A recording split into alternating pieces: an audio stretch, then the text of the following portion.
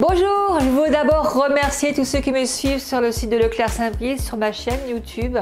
Vous êtes très nombreux, ça me fait chaud au cœur. On va continuer ensemble l'année 2022 avec le velouté de châtaigne et poire. Et oui, on va mettre les poires dans les châtaignes, mélanger sucré et salé. Vous allez voir, c'est excellent. En compagnie de Jean-Sébastien Caillot qui lui fait de l'ail, des oignons, des échalotes, en partenariat avec Leclerc Saint-Brice. Il a quelques kilomètres de chez eux, mais vous trouvez tous ces produits-là chez Leclerc Saint-Brice. Alors vous êtes prêts? Intro!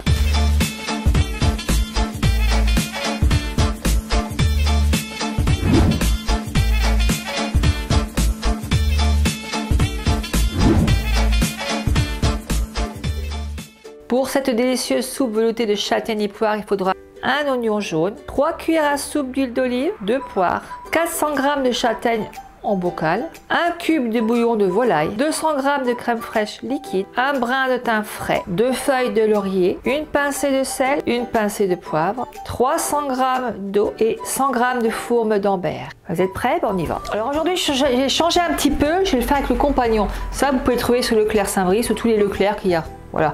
Donc ceux qui font à la main, vous prenez une casserole et vous faites comme moi, tout simplement. Donc là, moi, je mets ça dedans, mais celui qui fait ça manuellement, coupez les petits oignons en petits morceaux. Donc moi, je vais fermer le compagnon. On peut faire ça avec le compact. Ce que je fais avec le compagnon, faites-le aussi avec le compact. Vous suivez pas à pas. Donc là, je vais pulser à 5 secondes, 10 secondes, allez, mettons 10 secondes, vitesse maximum. Faites pareil avec le compact. Donc c'est parti. Il m'appelle, je rabats tout ça. Rabattez aussi avec le compact, c'est pareil. Toute machine que vous avez. Celui qui n'a pas d'appareil, vous prenez une poêle. Allez, ça y est, je commence à pleurer. C'est terrible, les oignons, c'est... C'est terrible, j'ai vu pleurer devant vous.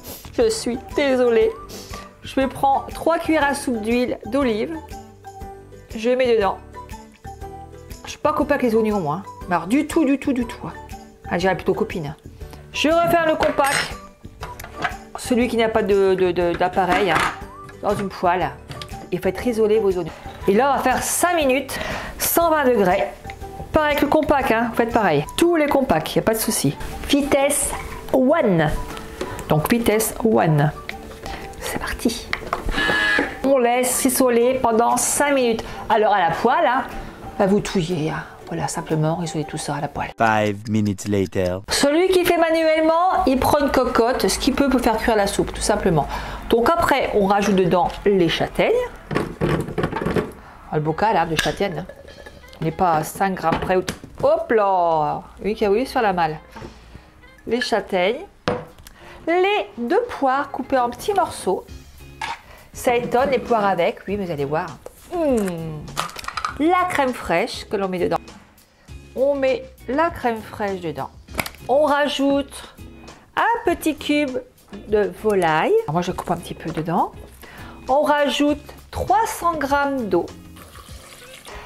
Du sel. Alors le sel, je le mettrai en dernier parce que comme le cube, c'est déjà un peu salé. Je rajoute une petite branche de thym.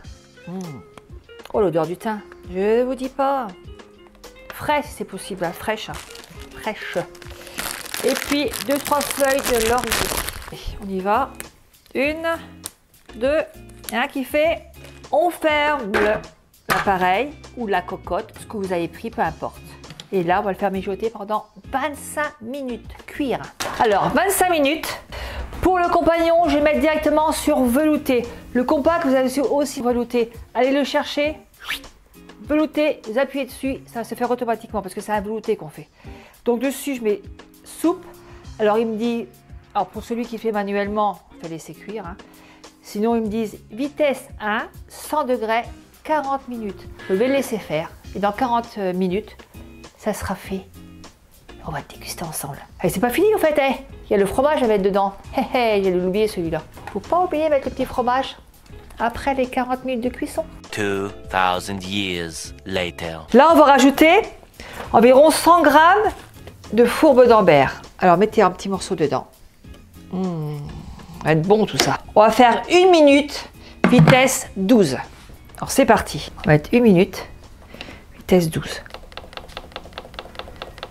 C'est parti! 1 minute later. Je l'ouvre. Ah non, c'est vrai qu'il y a quelques secondes. Voilà.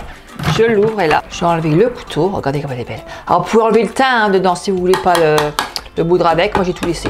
Ça sent très bon. Hein. Regardez. Encore un petit morceau qui est tombé dedans de fromage, mais c'est pas grave. Je vais le goûter devant vous. À la vie, c'est un vrai régal. Alors, vous pouvez enlever le thym dedans parce que c'est vrai, il y a des petits morceaux de thym. C'était pas trop sympa. On va le moudre. Oh, c'est très bon. Victor, il avait un doute entre la poire et la châtaigne.